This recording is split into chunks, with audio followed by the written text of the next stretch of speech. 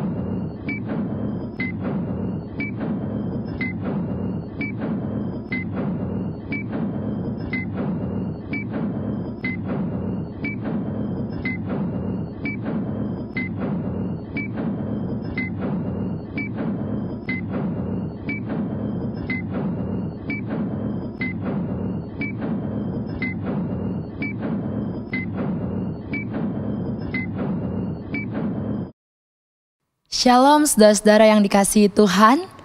Sungguh hanya karena anugerah dan pertolongan Tuhan kita boleh sampai di hari ini, di hari Rabu terakhir di tahun ini, yaitu 30 Desember 2020. Saudara, 2 hari lagi kita menuju tahun 2021. Karena itu mari saudara, kita mau masuk dalam ibadah doa terakhir ini dengan ucapan syukur dan hati yang terus berserah kepadanya. Mari kita saat teduh.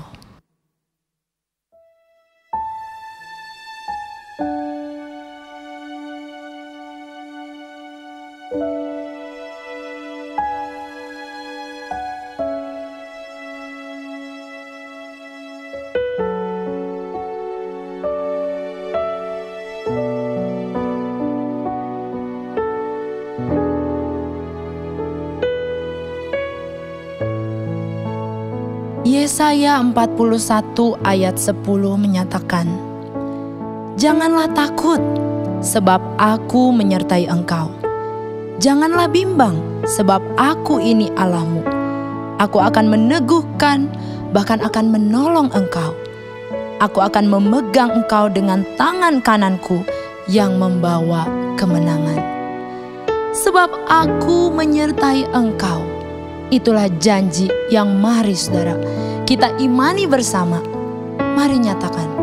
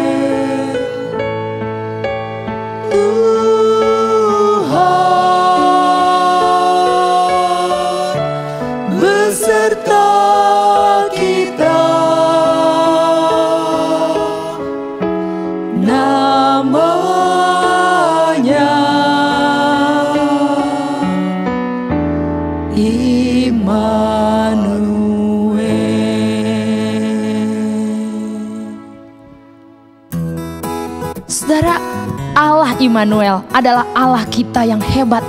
Dia benteng perisai kita, menara pembebasan. Karena itu mari dengan yakin kita nyanyikan bersama. Allah mana seperti Allahku. Allah mana seperti Allahku. Tidak ada, oh tidak ada. Tuhan mana seperti Tuhanku. Tidak ada. Dia benteng perisai, menara pembebasan bagi orang yang percaya padanya. Sekarang pakai bahasa Mandarin.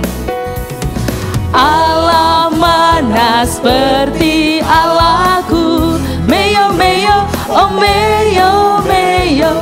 Tuhan mana seperti Tuhanku. Meyo meyo. Dia benteng perisai, menara pembebasan bagi orang yang percaya padanya. Pakai bahasa Sunda. Allah mana seperti Allahku. Hente ayah, oh hente ayah. Tuhan mana seperti Tuhanku. Hente ayah. Dia benteng perisai, menara pembebasan bagi orang yang percaya padanya. Puji nama Tuhan. Mari kita sama-sama berdoa. Bapa di sorga, sungguh betapa hati kami bersyukur. Karena kami punya Allah yang hebat. Karena kami punya Allah yang setia di dalam setiap janjinya. Allah yang tidak pernah meninggalkan kami. Allah yang tidak pernah membiarkan kami. Bahkan Allah yang begitu luar biasa menolong kami, menjaga kami, melindungi kami Bahkan Engkau mau Tuhan menjadi menara bagi kami, benteng kami ya Tuhan. Terima kasih ya Tuhan, terima kasih. Di akhir tahun ini Tuhan, kami melihat betapa luar biasanya kebaikan-Mu di tengah masalah, di tengah pergumulan, bukan cuma pergumulan kami, tapi pergumulan dunia ini. Tapi kami semakin melihat Engkau Tuhan Allah yang luar biasa. Bapa di sorga, saat ini kami datang di hadapan-Mu. Kami mau duduk diam tenang. Dan kami mau memakai juga mulut kami untuk memuji-Mu, untuk menaikkan doa di hadapan-Mu. Karena kami sadar betul bahwa tanpa Tuhan kami tidak bisa apa-apa. Kami ini lemah, kami sangat membutuhkan Engkau. Karena itu Tuhan, berkenanlah atas ibadah kami pada hari ini ya Tuhan. Berkenanlah atas ibadah, pujian, doa-doa dan firman yang akan dinyatakan nanti Tuhan. Supaya sungguh ibadah ini menyenangkan hati Tuhan. Dan ibadah ini benar-benar berkenan di hadapan-Mu. Berkati kami semua yang melayani, berkati semua jemaat-Mu, orang-orang yang saat ini sedang mendengar dan menikmati ibadah ini. Kami mohon hadirat Tuhan nyata dimanapun kami berada saat ini, sedang apapun kami saat ini. Tuhan berkatilah, supaya sungguh kami merasakan hadirat Tuhan. Terpujilah nama-Mu Tuhan. Kami mau menyerahkan ibadah ini dari awal sampai akhirnya hanya di dalam nama Tuhan Yesus kami bersyukur dan berdoa. Amin. Saudara, kita bersyukur.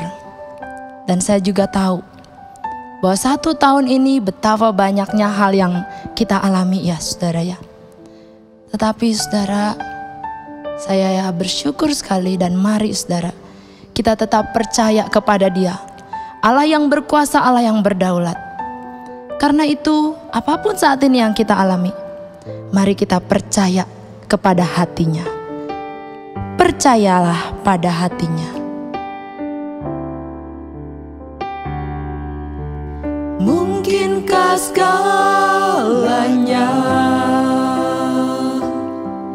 bekerja untuk kebaikan kita? Kadang pergumulan hidup membutakan kebenaran. Bapa kita tahu yang terbaik, jalannya terindah. Saat jalanmu gelap dan dia tak terlihat, ingatlah kau tak sendiri.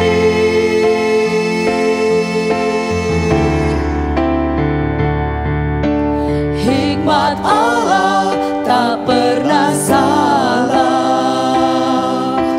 kebaikannya pada kita. Saat kau tak mengerti rencana agungnya, percayalah pada hatinya. Saudara, mari kita sama-sama tenang di hadapan Tuhan. Saya mau mengajak kita semua bersyukur. Bersyukur untuk sepanjang tahun 2020 ini. Ada suka, ada duka, ada keberhasilan, ada kegagalan. Apapun itu saudara, mari kita bersyukur kepada Tuhan. Karena ternyata Tuhan masih memampukan kita untuk menjalani semuanya sampai di penghujung tahun ini. Mari kita berdoa juga saudara, untuk pergumulan-pergumulan kita yang belum selesai, yang belum terjawab, yang belum ada solusinya sampai hari ini. Mari saudara, kita serahkan kepada Tuhan. Mari saya mengajak kita untuk benar-benar berdoa untuk diri kita pribadi. Mau bersyukur, mari bersyukur. Mau berserah, mari berserah kepada Tuhan. Mau menangis, menangis di hadapan Tuhan. Mari kita ambil waktu ini.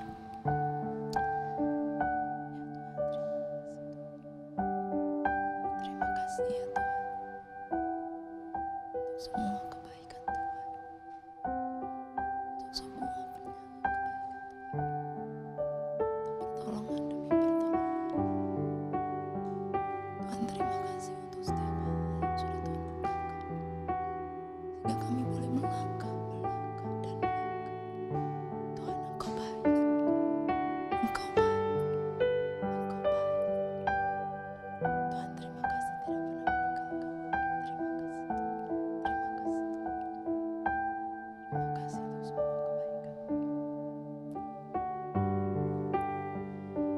Saudara, mari kita juga bersyukur untuk gereja kita.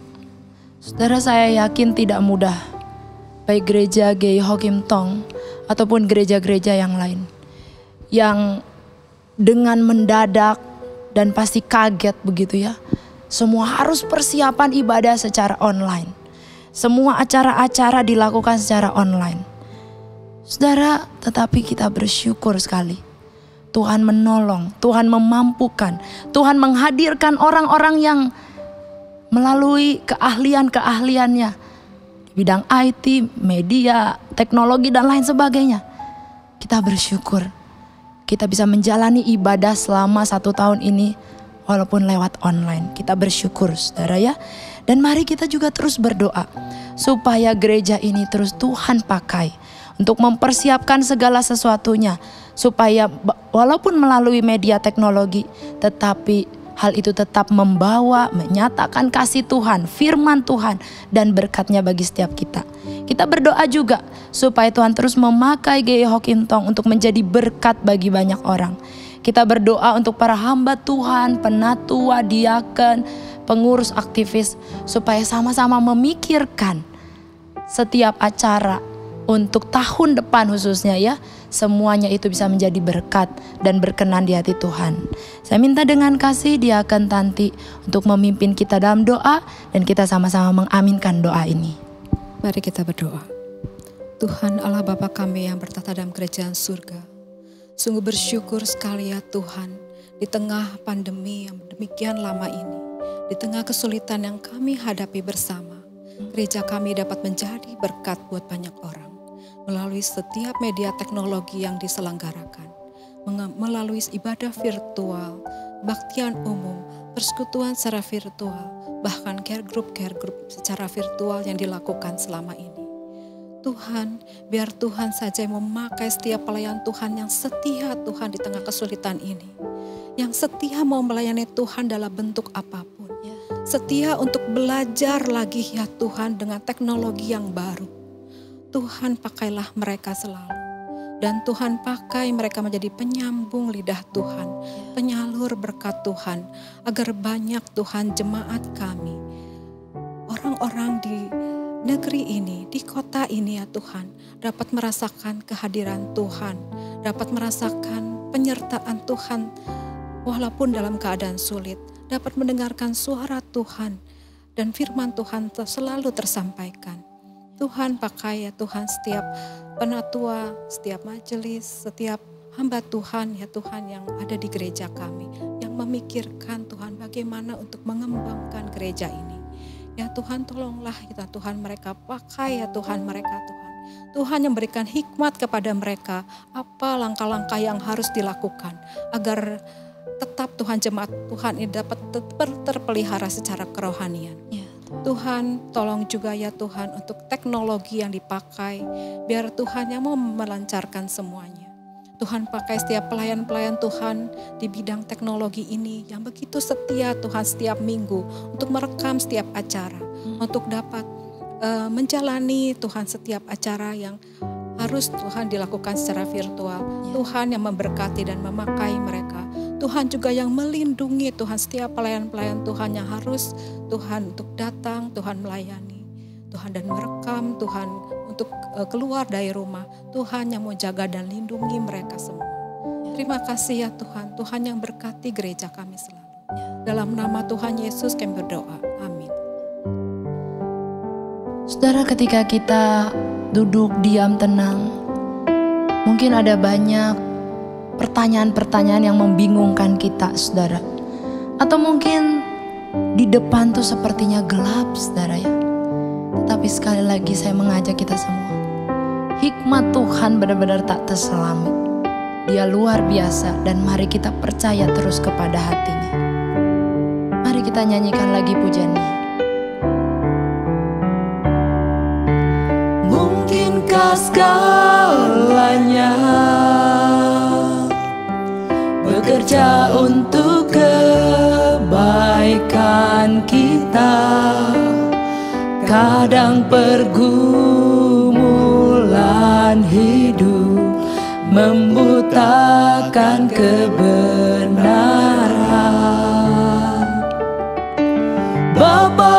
kita tahu yang terbaik, jalannya terindah. Saat jalanmu gelap dan dia tak terlihat, ingatlah kau tak sendiri.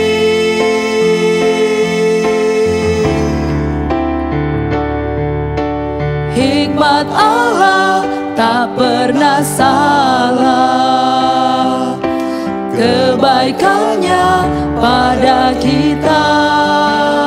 Saat kau tak mengerti rencana agungnya, percayalah pada hatinya. Saudara, salah satu pergumulan yang berat yang saat ini sebagian besar mengalami yaitu soal kesehatan, saudara ya. Kita tahu betul saat ini sakit COVID-19 ini benar-benar terus-menerus membuat kita belum betul-betul merasa nyaman, saudara ya. Ada ketakutan, ada kepanikan, pasti ada. Karena itu saudara, mari kita sama-sama berdoa ya bagi kesehatan ini. Yang secara khusus kita berdoa untuk bangsa Indonesia ini yang sedang terus memikirkan masalah COVID-19, termasuk mengenai vaksin yang sudah didatangkan tapi masih banyak perlu diuji dan lain sebagainya. Kita berdoa supaya bangsa Indonesia, khususnya semua orang-orang yang terkait, betul-betul diberi hikmat dan hati yang mau betul-betul memberikan yang terbaik buat bangsa Indonesia ini. Dan juga saya mengajak kita untuk berdoa buat orang-orang yang terkena COVID-19. Saudara, akhir-akhir ini saya mendengar orang yang saya kenal, saya tahu terkena COVID-19. Saudara, tidak gampang, berat bagi mereka. Karena itu kalau Bapak Ibu saudara tahu, doakan mereka. Dan yang kita nggak tahu juga doain mereka supaya Tuhan memulihkan dan menolong. Lalu saudara, kita berdoa buat jemaat atau saudara keluarga kita yang sakit lainnya, yang sebenarnya kadang-kadang lebih parah daripada sakit COVID. Mari saudara, kita dukung mereka dalam doa. Ada yang sakit kanker, yang harus kemo berkali-kali. Ada yang lututnya sakit, ada yang udah sakit komplikasi, ada yang sakit terbaring di rumah sakit saat ini. Saudara, mari kita dukung mereka dalam doa supaya Tuhan menguatkan dan menolong mereka. Untuk pokok doa ini saya minta dengan kasih Diakon Senjaya untuk boleh memimpin kita di dalam doa dan kita mengaminkan doa ini. Persilakan. Mari kita berdoa. Bapa yang penuh kasih, saat ini dengan hati yang gentar Tuhan, kami berdoa menghadap kehadiran Tuhan. Hati kami sungguh gentar, sungguh pedih Tuhan. Melihat pandemi yang rasa tidak berujung ini Tuhan. Saat ini kami bersatu hati untuk berdoa untuk umat sedunia yang menghadapi pandemi COVID-19 ini Tuhan. Kami berdoa mohon sekali lagi kemurahan Tuhan. Kiranya Tuhan luputkan kami semua daripada pandemi ini Tuhan. Kami tahu Tuhan, Engkau yang memegang kendali atas semuanya Tuhan. Termasuk virus ini Tuhan. Kami percaya Engkau yang berdaulat atas kesehatan kami semua Tuhan. Tapi kami saat ini tahu Tuhan, bahwa kesehatan begitu berharga buat kami Tuhan. Kami bersyukur untuk jemaat sekalian yang diberikan tubuh yang sehat pada saat ini Tuhan. Sekaligus saat ini kami berdoa Tuhan untuk bangsa Indonesia yang juga sedang berperang melawan pandemi ini Tuhan. Berikan hikmat buat pemerintah dan instansi kesehatan yang terkait Tuhan. Untuk mereka boleh memberikan kebijakan yang baik dan benar Tuhan. Untuk boleh memikirkan kesehatan masyarakat Indonesia Tuhan. Dan secara khusus kami berdoa Tuhan untuk umat percaya di Indonesia ini, khususnya jemaat di gerejamu ini Tuhan. Saat ini Tuhan, kami bukan mendengar COVID jauh di sana Tuhan. Tapi sudah dekat di dekat kami Tuhan. Bahkan ada jemaat yang sudah terpapar, bahkan sudah berpulang dipanggil Engkau Tuhan. Kami berdoa Tuhan untuk jemaat yang terpapar maupun keluarga yang ditinggalkan Tuhan. Kiranya Engkau sendiri yang memberikan penghiburan, memberikan kekuatan buat mereka Tuhan. untuk boleh menjalani kehidupan di depan dengan penuh tetap pengharapan kepada Tuhan. Kami juga mendoa Tuhan, kiranya Tuhan yang berdaulat, yang boleh memberikan hikmat Tuhan buat para dokter, tim medis yang bekerja Tuhan, untuk vaksin yang sudah disediakan Tuhan. Kiranya Tuhan yang boleh bekerja melaluinya Tuhan, boleh menyatakan kebaikan Tuhan kepada kami semua Tuhan. Sehingga pada akhirnya, pada waktu yang telah ditetapkan Tuhan, kami semua boleh beroleh kesembuhan daripada COVID ini Tuhan. Tuhan, saat ini juga kami teringat untuk saudara-saudara kami Tuhan, yang sedang berbaring lemah, yang di luar penyakit COVID Tuhan. Mereka yang sedang menderita kanker, yang sedang menderita penyakit-penyakit lainnya Tuhan, yang saat ini harus dirawat di rumah sakit Tuhan. Oh Tuhan, kiranya Engkau bermurah hati Tuhan, berbelas kasihan kepada mereka Tuhan, supaya mereka diangkat sakit penyakitnya Tuhan. Dan Tuhan juga berikan kekuatan, berikan kesabaran buat mereka Tuhan, dalam menjalani proses demi proses pemulihan yang harus dijalankan Tuhan. Sekali lagi Tuhan, kami sungguh berdoa untuk mereka Tuhan. Dan kami percaya Tuhan akan menjawab doa-doa kami Tuhan. Terima kasih Tuhan, sekali lagi terima kasih. Kau sungguh Allah yang berbelas kasihan, yang berdaulat atas kehidupan kami. Di dalam nama Yesus kami berdoa dan menaikkan puji syukur ini. Amin. Amin. Saudara, saat ini kita juga mau berdoa untuk pekerjaan, untuk masa depan kita, khususnya di tahun depan ya. 2 hari lagi menuju tahun depan. Saudara, saya yakin pasti ada banyak yang juga bergumul lewat pekerjaan ini, saudara ya. Nah saudara, mari kita sama-sama berdoa. Baik itu untuk pekerjaan kita, ataupun mungkin pekerjaan rekan-rekan, saudara, sahabat, dan jemaat-jemaat yang ada di awal tahun depan akan mulai merintis pekerjaan, mulai membangun pekerjaan, atau mulai menata ulang dan lain sebagainya. Saudara, mari kita berdoa buat pekerjaan ini. Kita mau percayai bahwa semua usaha yang dimulai dan dikerjakan dalam nama Tuhan pasti akan disertai Tuhan. Saudara, kita juga berdoa bagi mereka-mereka yang akan memulai kuliah, yang akan menikah di tahun depan, atau mungkin ada rencana akan pindah di tahun depan, dan hal baru lainnya yang mungkin sedang digumulkan, yang sedang kita gumulkan saat ini untuk tahun depan. Mari saudara, kita bawa semua rencana itu kepada Tuhan. Mari saudara, kita buka suara, kita berdoa buat pekerjaan, buat masa depan kita. Mari kita buka suara, kita berdoa. Bapa di dalam sorga, kami saat ini juga berdoa Tuhan untuk pekerjaan. Tuhan, kami tahu Engkau menciptakan kami manusia itu untuk bekerja, untuk berusaha. Tuhan, kami mohon anugerah Tuhan, memberikan hikmat khususnya bagi jemaat-jemaat kami yang hamba-Mu kenal ya Tuhan. Jemaat-jemaat yang sedang berjuang, saudara, keluarga, teman, tetangga, yang saat ini sedang berjuang di dalam pekerjaannya. Ada yang baru merintis, ada yang mau membangun, ada yang mau menata ulang, ada yang mau pindah haluan. Tuhan, kami tahu tidak gampang bagi mereka. Karena itu Tuhan, kuatkan terus iman mereka untuk tetap percaya bahwa Tuhan Allah yang berdaulat, yang bisa memimpin setiap mereka di dalam pergumulan dan rencana mereka ke depan ya Tuhan. Kami percaya semua usaha yang dibangun, dimulai, dikerjakan dalam nama Tuhan, pasti Tuhan akan sertai. Tuhan, kami berdoa juga untuk setiap mereka-mereka dan kami semua yang akan memiliki rencana-rencana baru. Ada mungkin para pemuda-pemuda yang akan memulai kuliah, ada yang mau merencanakan menikah di tahun depan. Tuhan, tentu tidak mudah bagi mereka di dalam mempersiapkan, bahkan di masa pandemi ini juga. Tuhan, kami mohon Kau cukupkan segala yang mereka perlukan ya Tuhan.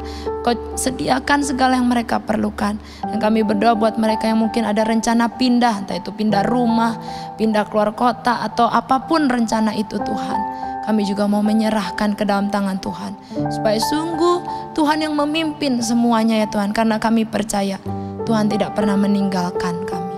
Kami pertaruhkan Tuhan masa depan kami ini kepada-Mu Tuhan. Terima kasih Bapa di dalam nama Tuhan Yesus. Bapa di dalam sorga, ini doa kami. Ini doa-doa syafaat kami ya Tuhan. Kami mohon anugerah-Mu Tuhan untuk boleh memberkati semuanya. Kami serahkan semua ini kepadamu Tuhan. Ini hidup kami, dan biarlah Tuhan yang menuntun dan menyertai. Kami serahkan doa syafaat ini Tuhan, di dalam nama Tuhan Yesus Kristus. Saudara, kepada Allah yang penuh hikmat, yang baik, yang rencananya agung, kita serahkan, kita percayakan kepada hatinya. Hikmat Allah tak pernah salah, kebaikannya pada kita. Saat kau tak mengerti rencana agungnya, percayalah pada hatinya. Saat kau tak mengerti rencana agungnya, percayalah pada hatinya. Mari kita sama-sama mendengarkan firman Tuhan.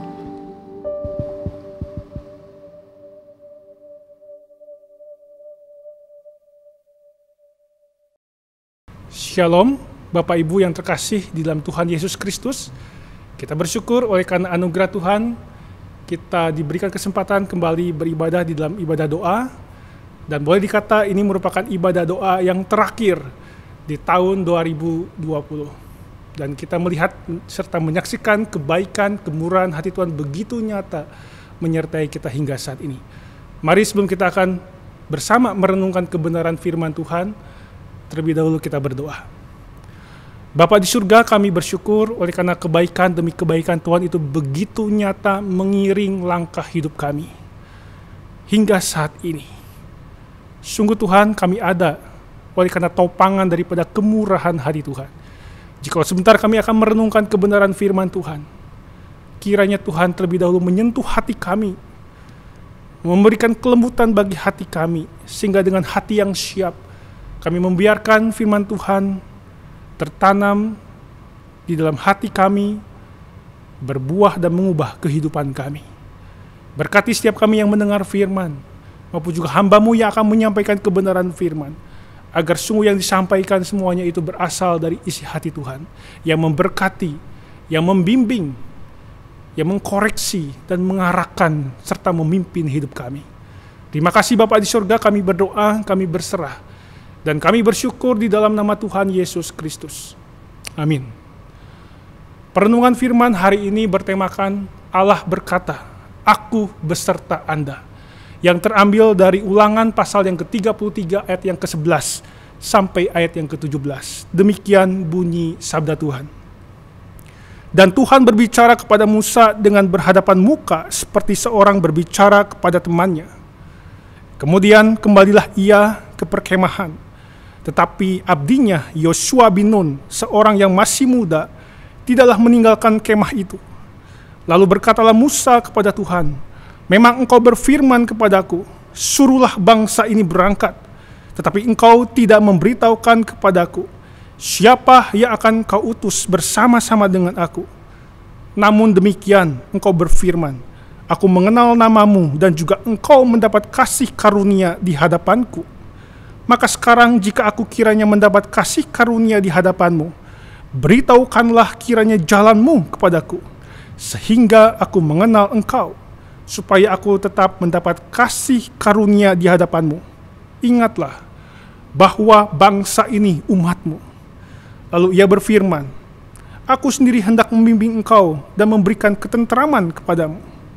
Berkatalah Musa kepadanya, jika engkau sendiri tidak membimbing kami, janganlah suruh kami berangkat dari sini. Dari manakah gerangan akan diketahui bahwa aku telah mendapat kasih karunia di hadapanmu, yakni aku dengan umatmu ini? Bukankah karena engkau berjalan bersama-sama dengan kami, sehingga kami, aku dengan umatmu ini, dibedakan dari segala bangsa yang ada di muka bumi ini? Berfirmanlah Tuhan kepada Musa, juga hal yang telah kau katakan ini akan kulakukan. karena engkau telah mendapat kasih karunia di hadapanku, dan aku mengenal engkau. Sedemikian jauh pembacaan firman. Berbahagialah setiap kita yang membaca, merenungkan, dan mentaati firman di dalam kehidupan hari lepas hari. Bapak Ibu yang terkasih di dalam Tuhan Yesus, saya ingin mengawali perenungan pada hari ini dengan sebuah kisah, di mana ada seorang ateis dan Kristen terlibat dalam sebuah perdebatan yang cukup alot dan sengit. Di papan tulis belakang podium ateis tercetak dengan huruf besar, God is nowhere. Lalu orang Kristen memberikan bantahannya dengan memindahkan huruf W ke belakang satu spasi, sehingga pernyataan tersebut sekarang tertulis God is now here. Artinya menjadi bertolak belakang. Bagi pedebat Kristen, keberadaan Allah sangatlah penting dalam hidupnya. Ia tidak bisa berdiam diri begitu saja dan bersikap kompromi pada saat keberadaan Allah disangkal. Sebaliknya dia menegaskan bahwa Allah bukan sekedar ada, tetapi hadir di sini. Kehadirannya selalu disadari dan memiliki makna yang sangat penting bagi hidupnya. Demikian pula dengan Musa. Ia menyadari bahwa kehadiran Allah sangatlah penting di dalam perjalanan hidupnya memimpin bangsa Israel. Hal ini tercermin dalam respon Musa terhadap keputusan Allah yang hendak memusnahkan Israel secara massal, karena mereka telah melakukan dosa yang begitu besar, yaitu mereka melakukan perjinahan rohani dengan membuat patung anak lembu emas serta menyembahnya. Musa berdoa memohon kepada Allah agar Allah mengampuni Israel. Bahkan ia rela berkorban demi bangsanya itu. Ia rela namanya dihapus dalam kitab kehidupan. Lalu Allah menjawab doa permohonan ampun Musa. Allah membiarkan mereka hidup dan perjalanan menuju tanah Kanaan tetap dilanjutkan. Allah tetap memegang komitmen untuk menggenapi janjinya. Namun, kabar baik itu diiringi pula dengan kabar buruk sebagai konsekuensi atas dosa yang mereka telah perbuat, yaitu di mana Allah menarik kehadirannya dan tidak lagi menyertai mereka. Sebagai gantinya, Allah mengutus malaikat yang akan memimpin dan menjamin mereka tiba di Kanaan. Tentu saja dengan malaikat yang memimpin dan melindungi, pastilah segala bahaya dan rintangan akan mudah dihalau dan mereka pasti berhasil masuk ke tanah perjanjian. Konsekuensi dari dosa adalah di mana mereka harus terpisah dari kehadiran Allah. Sebab jika Allah berada di tengah mereka, mereka pasti binasa. Oleh karena kekudusan Allah akan membinasakan mereka. Tetapi Musa tidak puas jika hanya malaikat Tuhan yang menyertai perjalanan mereka ke Kanaan. Ia menginginkan Allah sendiri yang hadir di tengah Israel dan menyertainya. Seolah sudah menjadi harga mati bagi Musa. Itulah sebabnya Musa datang sebagai mediator ke kemah pertemuan untuk berdoa, memohon agar Allah hadir di tengah mereka kembali dan memimpinnya. Bahkan dengan perkataan yang sangat tegas, Musa berkata kepada Allah, "Jika engkau sendiri tidak membimbing kami, janganlah suruh kami berangkat dari sini." Saya ulangi, jika engkau sendiri tidak membimbing kami, janganlah suruh kami berangkat dari sini. Wow, ini adalah sebuah pernyataan yang penuh prinsip dan tegas dari seorang bernama Musa. Namun apa yang Musa sampaikan bukanlah sesuatu yang berlebihan dan bersikap melampaui batas. Musa bersikeras menghendaki Allah hadir kembali di tengah mereka. Karena bagi Musa apalah artinya pergi menuju Kanaan dan sukses sampai di sana, tetapi tanpa penyertaan Allah. Apalah artinya menikmati tanah perjanjian yang dikenal kaya susu dan madu itu, tetapi kehilangan kehadiran dan penyertaan Allah. Apalah artinya memiliki segala sesuatu dan mendapatkan apa yang diinginkan, namun tanpa kehadiran Allah. Tentu saja semuanya itu tidak ada artinya. Oleh karena kehadiran Allah begitu berharga bagi Musa, sehingga Musa hanya menginginkan kehadiran Allah saja. Pertanyaannya adalah mengapa demikian? Setidaknya ada dua alasan penting di sini. Yang pertama adalah oleh karena kehadiran Allah membuktikan identitas sebagai umat pilihan. Musa memberikan alasan mengapa ia ngotot menginginkan kehadiran Allah. Dikatakan di dalam ayat yang ke-16, dari manakah gerangan akan diketahui bahwa aku telah mendapat kasih karunia di hadapanmu, yakni aku dengan umatmu ini? Bukankah karena engkau berjalan bersama-sama dengan kami, sehingga aku dengan umatmu ini, dibedakan dari segala bangsa yang ada di muka bumi ini? Sangat jelas sekali. Musa mengatakan bahwa bukti Tuhan menyatakan kasih karunia-Nya dan berkenan kepada Israel sebagai umat pilihannya adalah kehadiran Tuhan yang menyertai mereka. Itulah yang membedakan mereka, yaitu bangsa Israel, dari bangsa yang lain. Jika Tuhan tidak hadir di tengah-tengah atau di antara mereka, itu sama artinya Israel kehilangan tanda yang menyatakan identitasnya sebagai bangsa yang mendapatkan kasih karunia Allah, yang dipilih dan dikhususkan oleh Tuhan. Hal ini tercermin melalui kemah pertemuan yang mana Tuhan berkenan hadir di sana, terpisah dan berada jauh dari perkemahan Israel.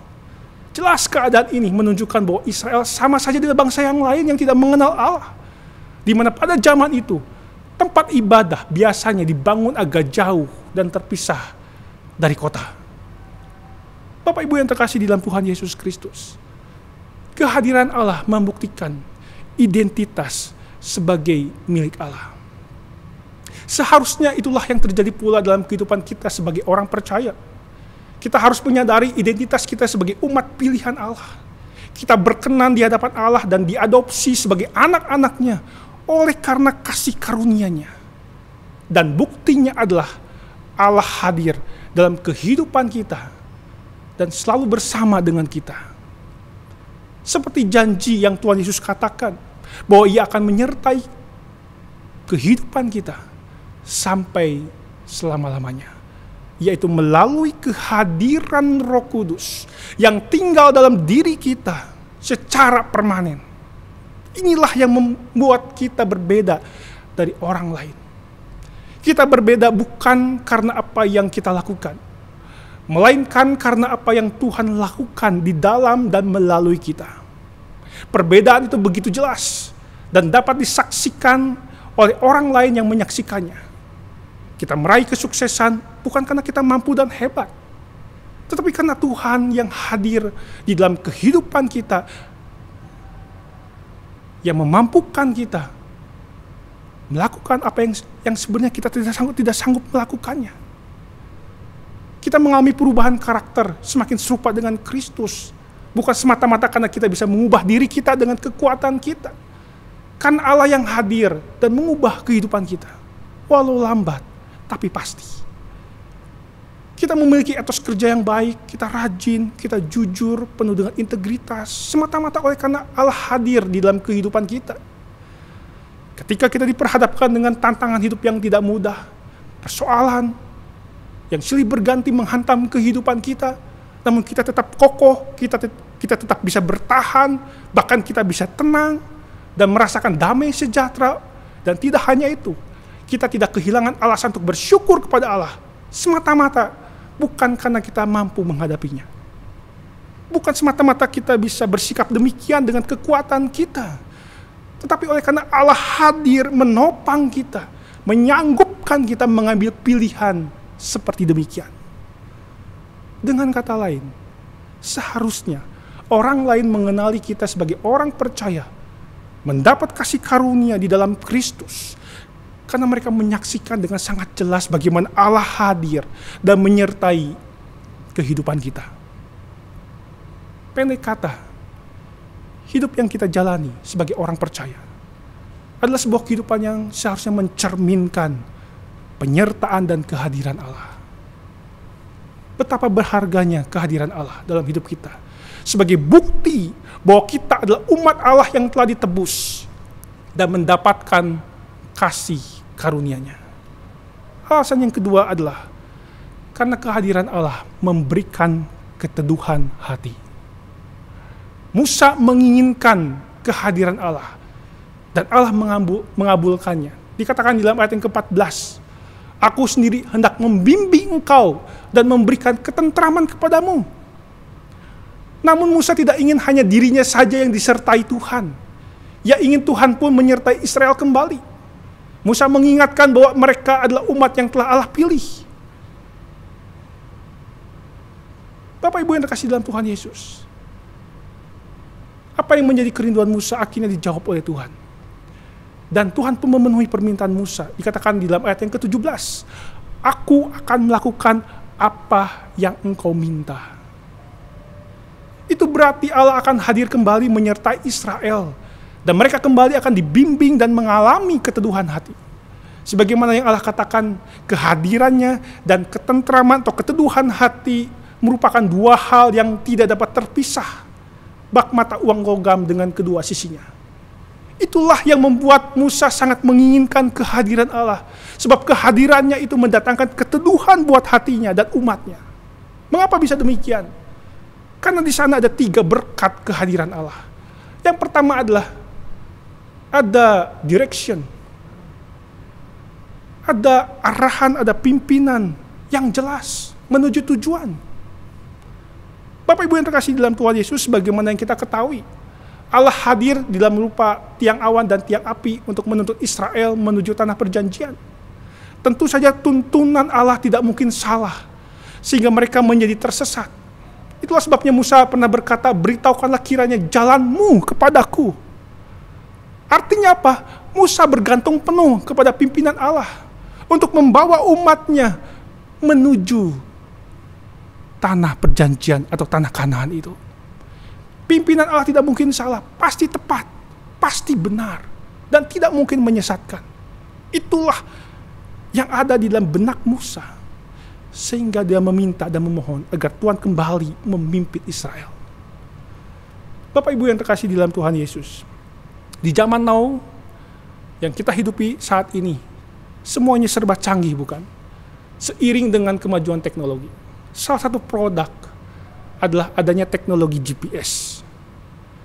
Jika kita hendak berpergian ke sebuah tempat, ke sebuah daerah yang asing, kita tidak perlu khawatir dan takut tersesat. Mengapa? Karena dengan adanya teknologi navigasi berbasis GPS yang semakin akurat dan canggih, itu dapat diandalkan.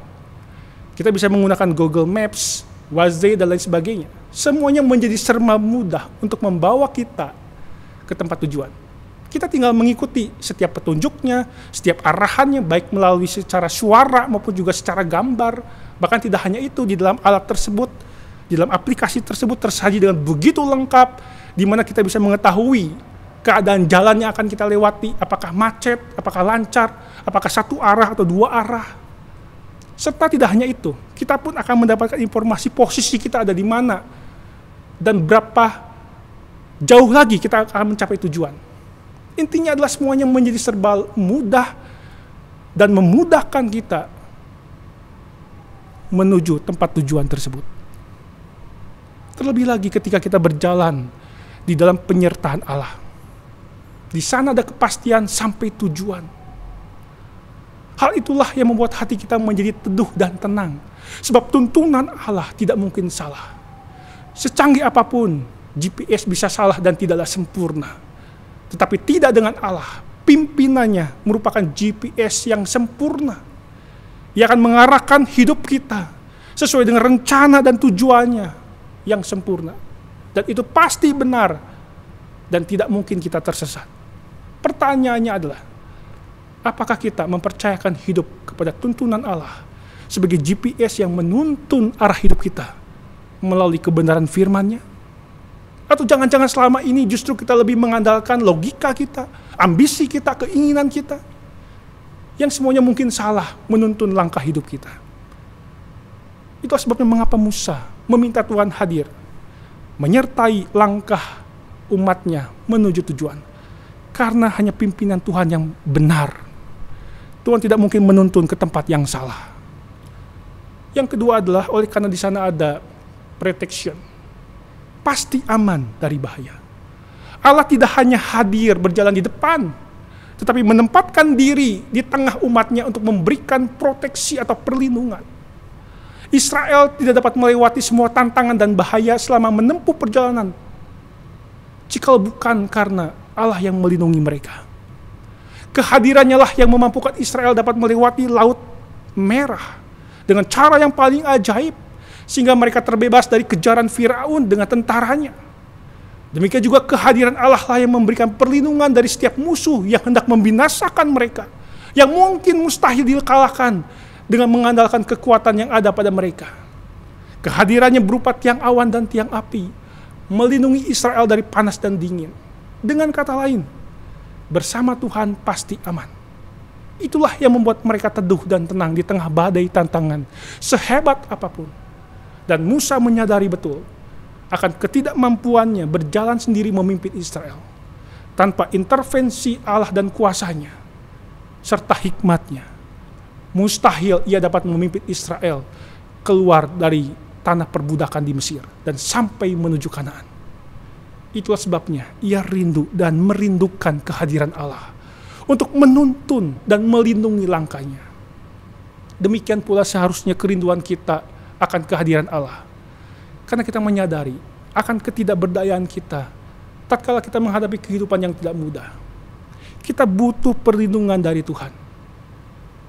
Memang, ketika Tuhan hadir dan menyertai kita, tidak membebaskan kita dari segala persoalan dan tantangan serta gelombang badai kehidupan. Situasi tetap tidak aman. Situasi tetap bergulat dengan banyaknya pergulatan, pergumulan, dan persoalan. Tetapi di tengah-tengah keadaan demikian, kita bisa merasakan rasa aman, kedamaian, dan ketenangan. Sekalipun kita berada di tengah badai kehidupan yang bergejolak, oleh karena topangan dan perlindungan daripada Allah. Seperti apa yang dikatakan oleh Raja Daud di dalam Mazmur 63 ayat yang kedua. Dia mengatakan, hanya dekat Allah saja aku tenang, daripadanya lah keselamatanku. Hanya dialah gunung batuku dan keselamatanku, kota bentengku, aku tidak akan goyah. Ketika Daud mengatakan kalimat itu, bukan berarti Daud sedang berada di tengah zona nyaman, di tengah keadaan yang aman, bebas dari persoalan, tidak. Justru Daud mengatakan kalimat itu di tengah Daud mengalami ancaman, di tengah situasi yang tidak mudah. Tapi bagaimana di tengah keadaan demikian Daud bisa merasakan rasa aman, rasa tenang? Bukan karena Daud bisa menghibur dirinya, bukan karena Daud bisa menenangkan jiwanya, tapi ada sebuah fakta yang nyata dialami oleh Daud.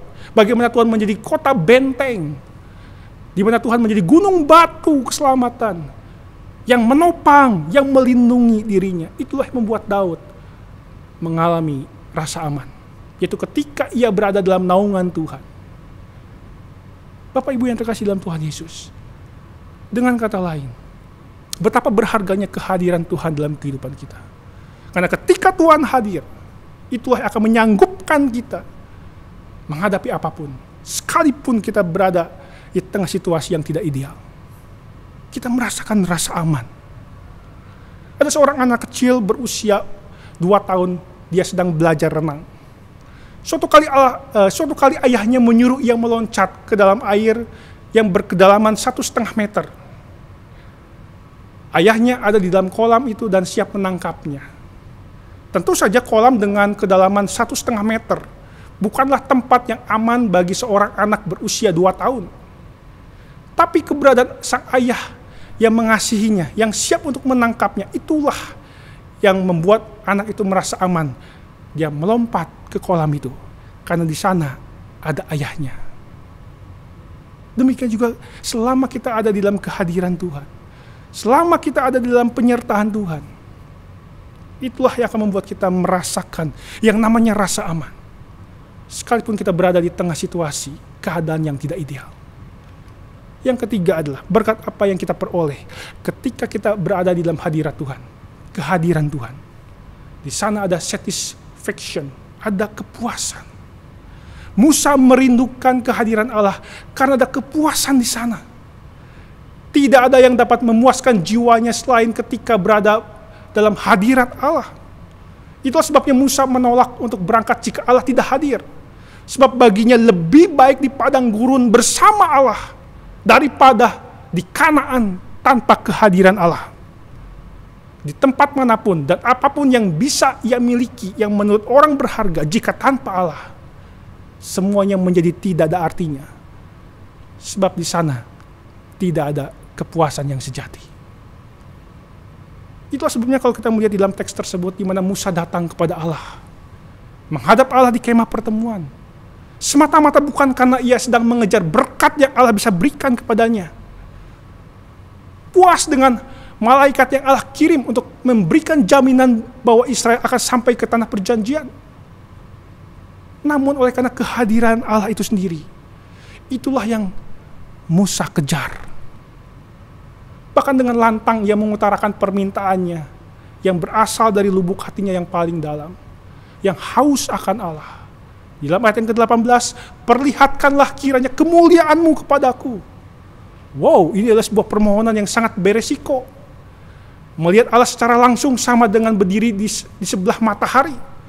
Tentu saja ia akan terbakar dan musnah seketika oleh kemilau kemuliaan Allah yang dahsyat itu.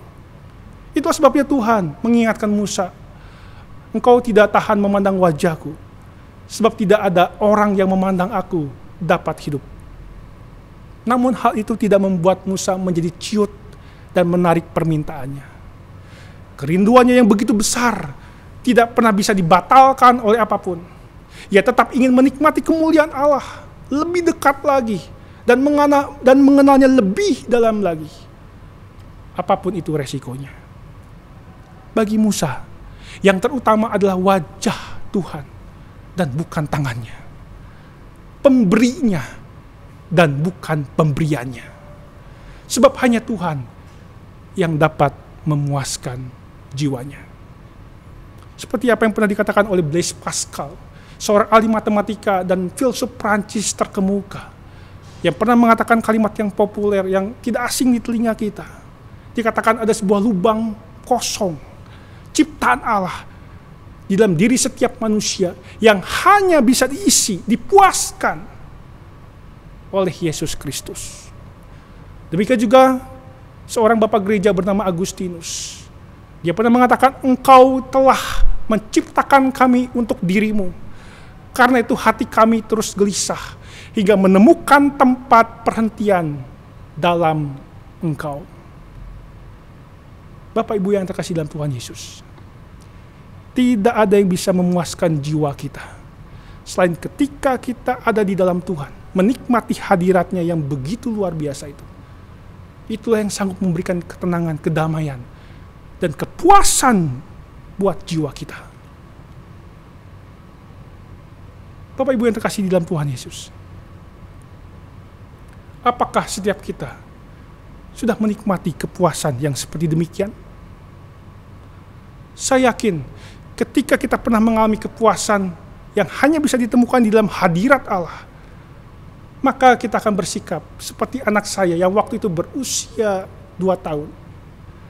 Ketika saya pulang dari gereja, pulang dari aktivitas di gereja di malam hari, dari kejauhan anak saya yang berusia 2 tahun lebih itu sudah menyambut saya dengan hati yang penuh dengan sukacita. Dia merentangkan tangannya sambil berlari, papi dan papi. Dia berteriak dengan rasa kangen, ingin memeluk papinya. Dan dia tidak peduli apakah papinya itu bawa oleh-oleh yang dia inginkan atau tidak. Dia tidak peduli. Yang penting dia bisa dekat dengan papinya. Dia peluk. Karena dia begitu rindu ingin berada dekat dengan papinya itu. Demikian juga ketika kita berada di dalam hadirat Allah, seolah-olah apa yang paling penting, apa yang paling esensi sudah Tuhan penuhkan. Dan kita tidak butuh yang lain. Itulah sebabnya Thomas Aquinas pernah berkata, ketika seseorang terpenuhi kepuasan spiritualnya, ia tidak akan pernah mencari kepuasan dalam kesenangan fisik atau duniawi semata. Dan apa yang dikatakan itu betul. Ketika kepuasan spiritual seseorang itu dipuaskan, terutama di dalam hadirat Allah itu, ada sebuah kepuasan yang luar biasa, maka kita tidak membutuhkan yang lain. Betapa berharganya kehadiran Tuhan dalam setiap jejak kehidupan yang kita jalani.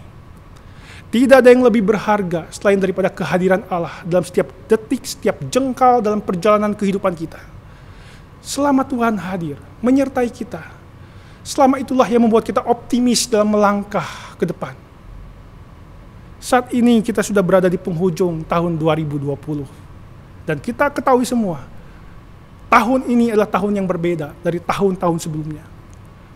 Tahun yang sangat berat. Pandemi COVID-19 telah mengubah segala-galanya. Jika kita kilas balik melihat ke belakang, maka kita akan menemukan sebuah perjalanan yang sangat gelap yang telah kita lewati. Mungkin banyak hal berharga yang telah terhilang dari genggaman kita. Mungkin kita sudah babak belur menghadapi tekanan kehidupan yang tidak mudah. Namun toh, kita sudah melewatinya bukan? Dan kita menyaksikan kehadiran Tuhan itu begitu nyata dalam menyertai perjalanan kehidupan kita, melewati lorong gelap yang sudah kita tempuh di tahun ini. Kita bisa ada hingga saat ini karena penyertaan Tuhan. Maka dengan langkah yang tegap, mari kita songsong hari esok. Sebab Tuhan yang sama, yang telah menyertai kita, akan terus menyertai kita ke depan. Itulah yang menjadi alasan kita aman, tentram, oleh karena kehadiran Tuhan yang membuatnya demikian. Walaupun keadaan tidak berubah, walaupun keadaan tidak ideal, seperti apa yang kita harapkan, namun dalam kehadirannya, ada pimpinan, ada perlindungan, ada kepuasan, apalagi yang kurang, yang membuat kita menjadi getir saat kita menghadapi kehidupan seburuk apapun yang dapat kita alami. Selama Tuhan hadir di dalam perjalanan kehidupan kita, selama itulah kita optimis melangkah menghadapi apapun juga. Allah adalah gembala yang baik, seperti yang Daud lukiskan di dalam sebuah lukisan yang begitu indah di Mazmur 23. Tuhan sebagai gembala. Bagaimana kehadiran Allah sebagai gembala tidak pernah berubah, selalu ada dalam perjalanan hidup dombanya. Sekalipun musim kehidupan berubah-ubah, dari padang rumput yang hijau hingga ke lembah yang kelam, Allah tidak pernah berubah untuk hadir dan menyertai umatnya. Tidak ada satu detik dan suatu situasi apapun di mana Allah absen dan meninggalkan umatnya. Termasuk ketika kita merasa Tuhan tidak hadir. Ingat, kehadirannya bukan didasarkan oleh perasaan kita, tapi oleh sebuah fakta berdasarkan janjinya, di mana Tuhan tidak akan meninggalkan kita sendirian. Saya ingin mengakhiri perenungan hari ini dengan sebuah kisah, di mana ada sebuah peristiwa kebakaran di daerah New York, Amerika. Kebakaran ini terjadi di sebuah apartemen bertingkat, di mana seorang anak perempuan yang buta sedang berada di jendela lantai 4 gedung tersebut.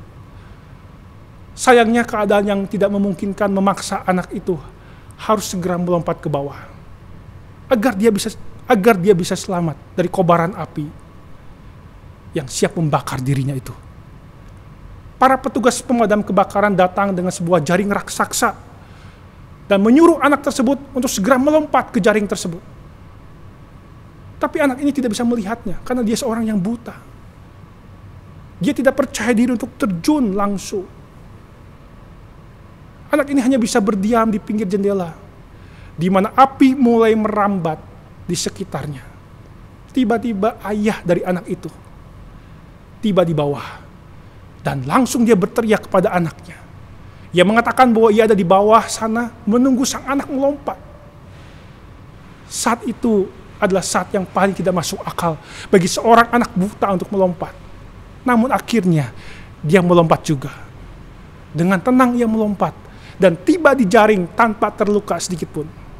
Pertanyaannya adalah, apa yang mengubah situasi itu? Yang tadinya tidak mau melompat, sekarang dia melompat.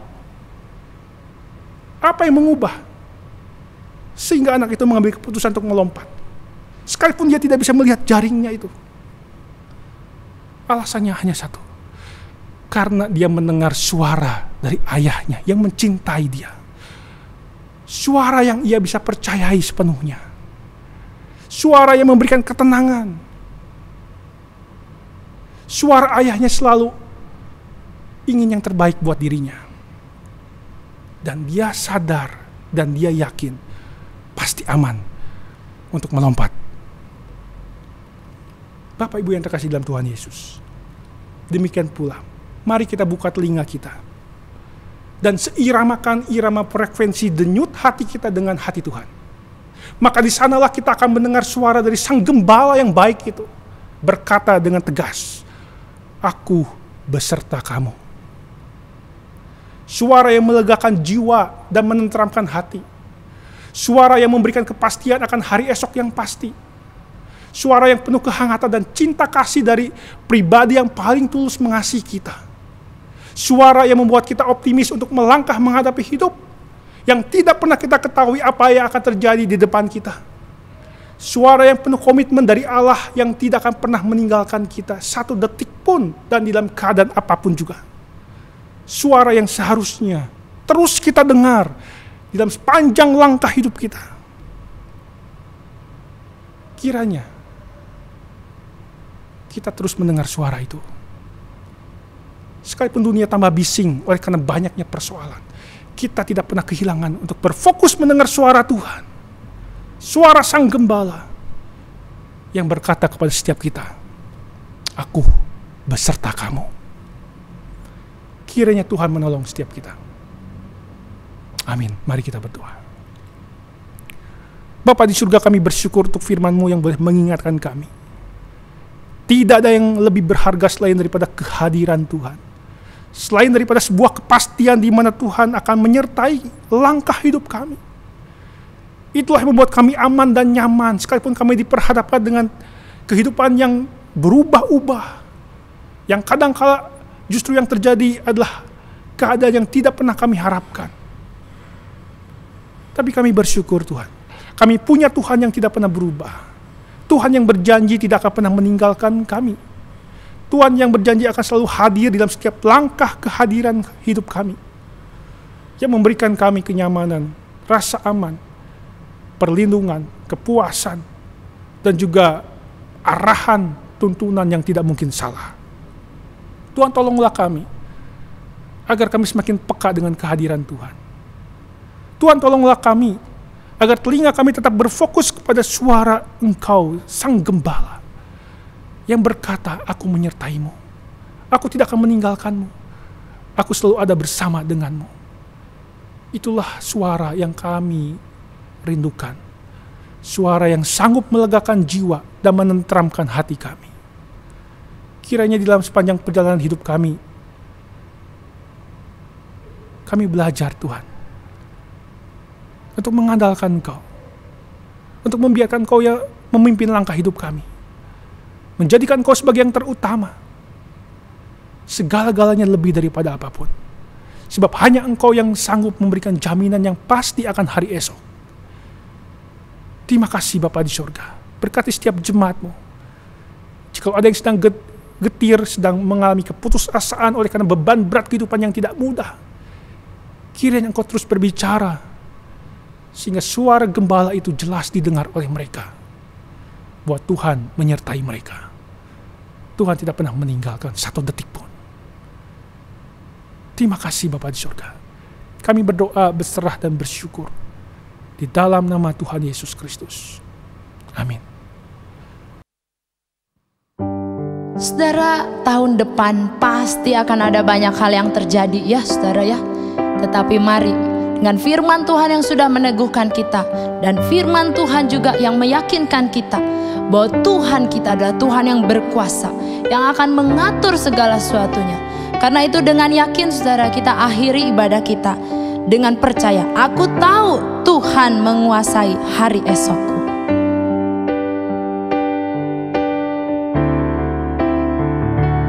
Ku tak tahu hari esokku, hanya hidup bagimu.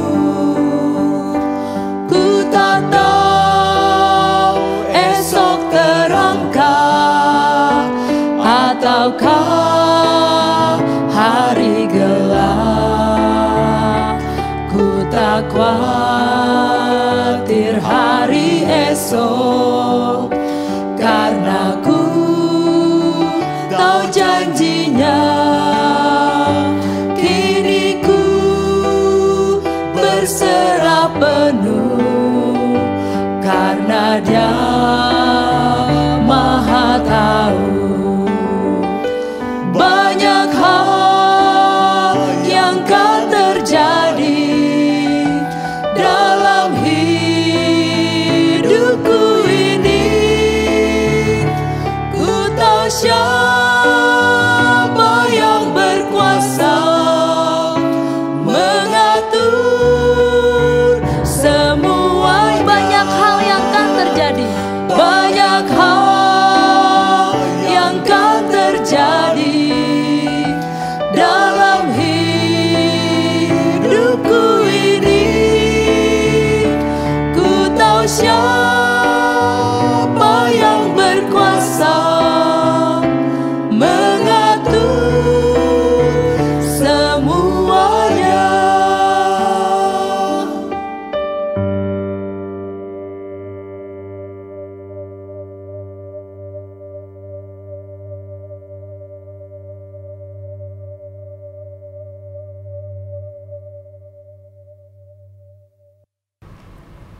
Mari saya mengundang jemaat untuk bangkit berdiri. Kita akan menghadiri ibadah doa kita hari ini dengan menaikkan doa berkat. Kiranya kasih karunia dari Allah Bapa, cinta kasih dan keselamatan sejati dari Tuhan Yesus Kristus, kekuatan hikmat serta urapan dari Allah Roh Kudus, menyertai, melingkupi, serta memimpin langkah hidup setiap kita, dari sekarang sampai selama-lamanya. Amin. Silahkan duduk dan mengambil doa teduh. Tuhan Yesus memberkati kita semua.